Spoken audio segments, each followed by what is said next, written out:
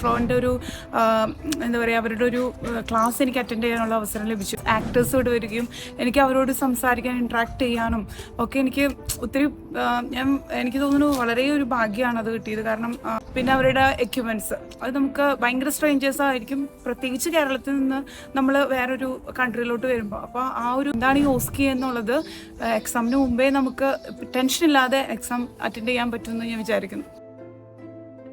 എൻ്റെ പേര് ലിഡിയ. ഞാൻ കേരളത്തിൽ തൃശ്ശൂർ എന്ന ജില്ലയിൽ നിന്ന് വരുന്നത്. ഞാൻ ഓസ്കി എഴുതാനാണ് ഇവിടെ വന്നത്. ഞാൻ ഓൾറെഡി എനിക്ക് കേരളത്തിൽ മാത്രമേ ഒരു എക്സ്പീരിയൻസ് ഉള്ളൂ. അപ്പോൾ എനിക്കിവിടെ വരുമ്പോൾ ഏറ്റവും മെയിൻ തിങ് എന്ന് പറയുമ്പോൾ അവരുടെ ആക്സെൻറ്റ് പിടിക്കുക, പിന്നെ എന്താണ് ഓസ്കിയിൽ റിയൽ എക്സാമിന് പോകുമ്പോൾ എങ്ങനെയാണെന്നുള്ളൊരു ഭയങ്കര കൺഫ്യൂഷനായിരുന്നു.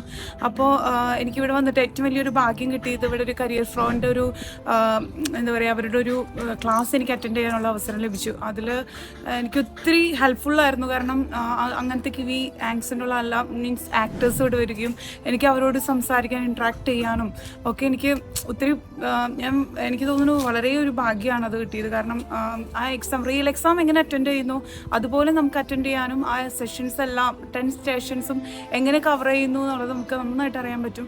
പിന്നെ അവരുടെ എക്യുപ്മെൻറ്റ്സ് അത് നമുക്ക് ഭയങ്കര സ്ട്രേഞ്ചേഴ്സ് ആയിരിക്കും, പ്രത്യേകിച്ച് കേരളത്തിൽ നിന്ന് നമ്മൾ വേറൊരു കൺട്രിയിലോട്ട് വരുമ്പോൾ. അപ്പോൾ ആ ഒരു എക്യുപ്മെൻറ്റ്സിനെ കുറിച്ചും ഡീറ്റെയിൽ ആയിട്ട് അറിയാനും ആ ഒരു പേടിയൊക്കെ മാറ്റാൻ വളരെ ഹെൽപ്ഫുള്ളായിരുന്നു.